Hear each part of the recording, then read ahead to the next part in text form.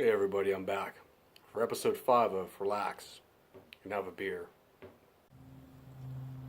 Today I'm going to be talking about the events that unfolded this weekend on Sunday in Las Vegas. I first want to offer my sympathies to the victims and the survivors and the families of everybody involved. And I want to give out a huge thank you to everybody that was out there doing what they could to save lives of complete strangers, even in the face of terror.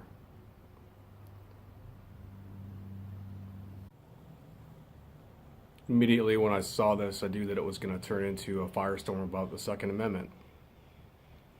People were immediately screaming gun control and saying that people shouldn't own weapons like that.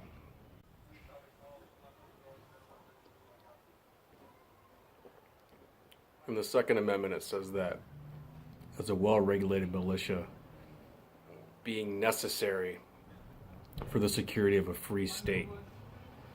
So if that's the case, then if we can't have quote-unquote military-grade weapons as part of our Second Amendment right, how are we supposed to defend ourselves against the tyranny of government with sharpened sticks and rocks?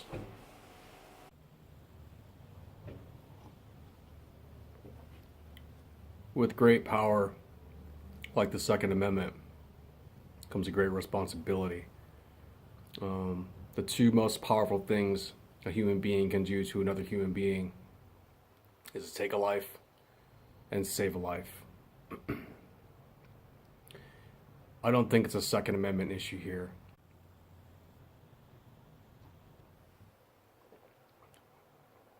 Or gun control isn't going to stop things like this from happening, and it never will. In 1995, Timothy McVeigh and Terry Nichols killed 168 people and injured almost 700 by buying shit that you could just pick up at your local Tractor Supply.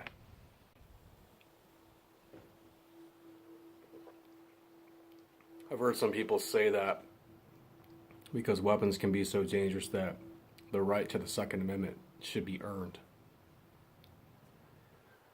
I think that everybody has a personal responsibility to the Second Amendment, firearm safety, making good moral decisions, things of that nature. And the vast majority of people who uphold the Second Amendment or support it, whether you own a gun or not, fall into that category. They go out and they get firearms training. They practice weapons safety. And they would only use those weapons in situations where lives were in danger, to include their families or to put food on their table.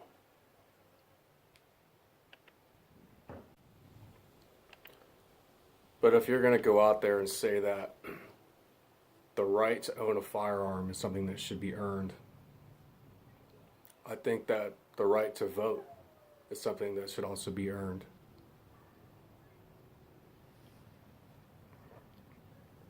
A lot of people vote on shit that they're uneducated about. They vote on propositions where you got more than one law or bill being lumped up into a package deal. In a lot of cases, the things that are lumped together in one bill, they've got nothing to do with each other, or they completely contradict each other in nature.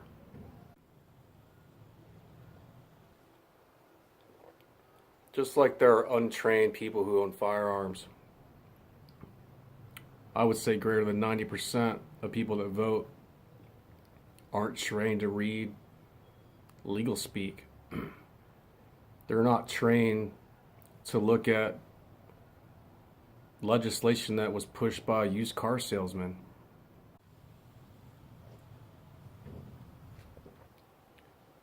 We allow legislators to put bullshit on our ballots with contradicting propositions where they might force you to vote on a healthcare issue that you may or may not agree with, and at the same time vote on an education issue that you also may or may not agree with, You might agree with one and not the other, but they still make you vote. They make you pick and choose between two things that they know most people aren't going to vote yes on. So they're hoping that you just say yes on one, because that's all it takes to get a vote passed, is a yes.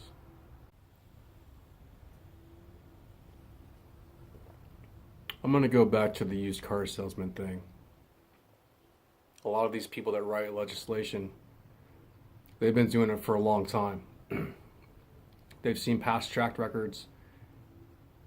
They know the history of how laws are made. And a lot of them put loopholes in so they can get their bullshit laws passed just because you have to vote on it for something else. And unfortunately, with this used car legislation, there's no Carfax to check the bullshit on it.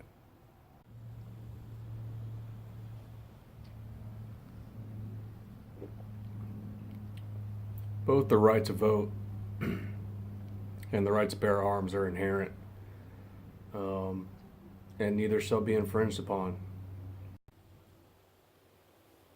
And as tragic as it may be for people to step outside of the boundaries of the Second Amendment, break laws, produce mass casualties and fatalities, and kill people,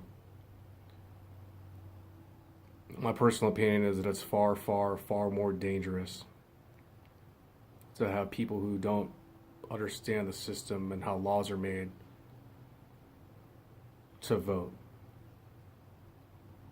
A lot of people can't even tell you what the three branches of government are, and they still vote on shit. They're untrained, they're uneducated, and they can make a way bigger mess than somebody who abuses the privilege of having a firearm.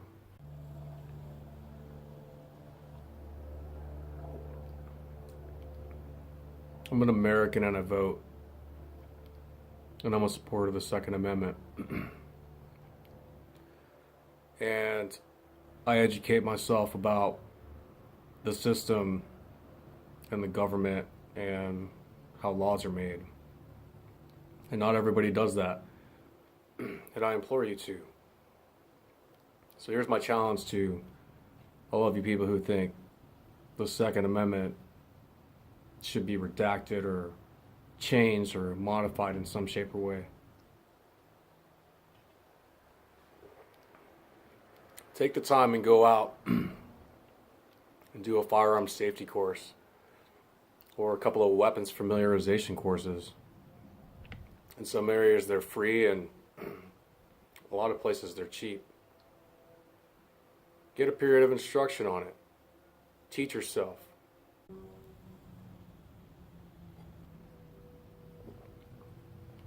I'm only asking you to do that so you have a better understanding of how weapons work and what they can do, and when you shouldn't fear them. And if at the end you're still opposed to firearms, at least you learn a little bit about it. Maybe learn a little bit more about the Second Amendment and why people still support it. But if you still oppose it, the next step I think you should take is go out and take a trauma class and be somebody that, if you're not willing to take arms and stand up to help people and defend somebody, maybe you can help somebody out who's been wounded because of it.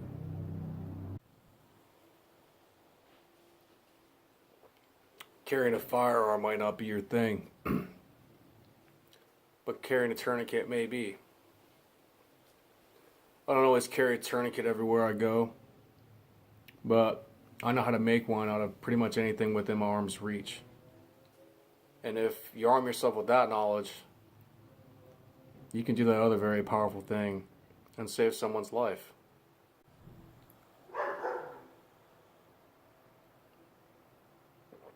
Last point I'm going to bring up on this. It's about personal responsibility again. I support the Second Amendment. I support everybody's right to bear arms. But I choose not to own a firearm.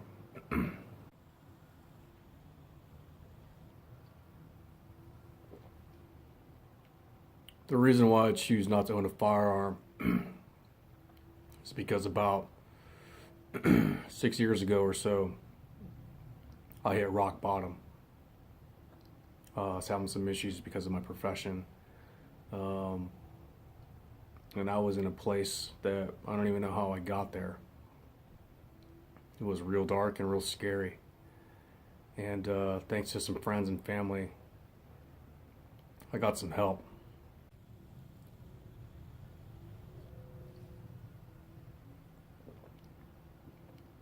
And in the early stages of me getting help, I was asked by one of my doctors where I thought I saw myself at the age of 50. And my answer was pretty startling.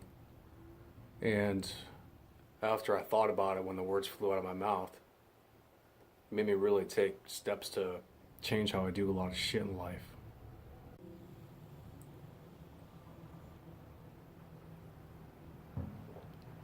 My answer was that I expected by the time I was 50 years old, or maybe even sooner, I'd climb a tower and shoot a bunch of people because I was fed up with the world. I don't think like that anymore. I'm in a much, much better place now than I was back then. So I can kind of understand what it takes to push someone to get to that point. I'm not saying I know the motive or the reason behind why he did what he did in Vegas. I'm just saying that there was a time in my life where I had chosen an exit plan, and it wasn't a lot different than what he had.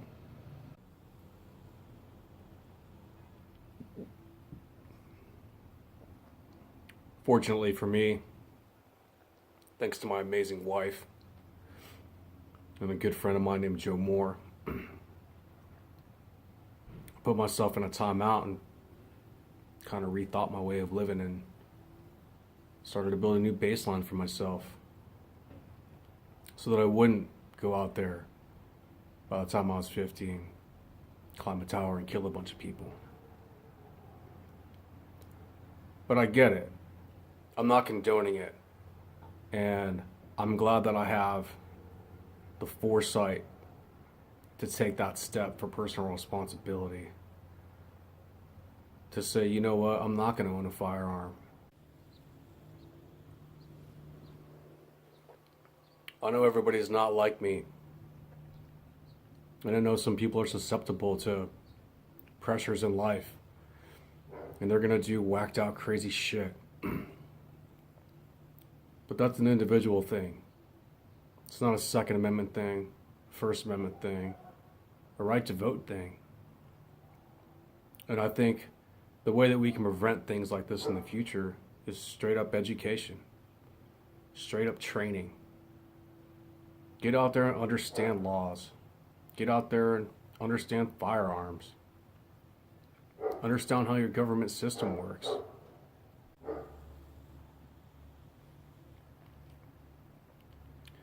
Be in a frame of mind where even if you're not going to use your Second Amendment right to bear arms, you understand why it's there and why people feel it's so important. And you should also be the same kind of person that says, I want to know what the hell I'm voting on. It's not a personality game. These are real people's lives here.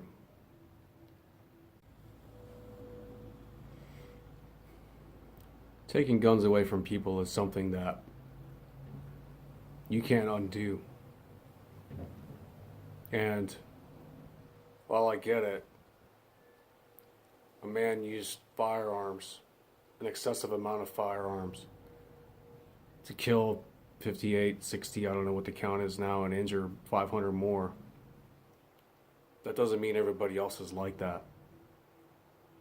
It doesn't mean because Timothy McVeigh and Terry Nichols bought a bunch of fertilizer and gas and killed 168 people and injured 700 or so more, that people can't go out and buy fertilizer and gas. You got to put the responsibility square on the shoulders of the people who abuse it. Which is another reason why you should educate yourself about voting. Today's beer is one of my favorites. I'm talking about a pretty shitty subject, so I kind of had to mix some sweet in with the bitter. Today I'm drinking Belching Beaver's Mexican Chocolate Peanut Butter Stout. This beer was brewed by Belching Beaver a few years back for PB Taproom's 8th anniversary. It was so good that a whole bunch of people bugged Thomas at Belching Beaver. Said, hey, when are you going to make some more? And they finally brewed it again. It was originally brewed under the label Viva La Beaver. I love that name, by the way. And then later on just became Mexican Chocolate Peanut Butter Stout.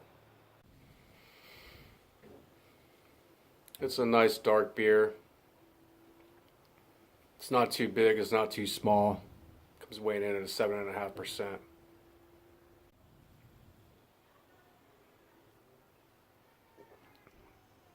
It's exactly what you think it would be from reading the label. It's not too thick or too thin. It's pretty standard Mexican chocolate stout. But it's got heaps and heaps of chocolate and peanut butter flavor. It's like a 7.5% alcohol by volume Reese's peanut butter cup. It's delicious. So before you decide to take action and take away the rights of a bunch of law-abiding citizens for the actions of a psychopath, and decide you want to throw the baby out with the bathwater, relax and have a beer. Oh, and way to go, ISIS, for jumping on this one and saying he was converted Muslim.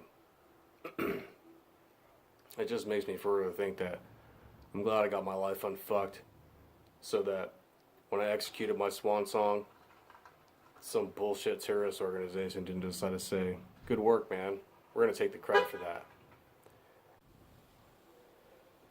If you like what you see, you want to see more, make sure you like, subscribe, and share. If you got something you want me to talk about in the future, drop me a comment, message me, and we'll see you next time.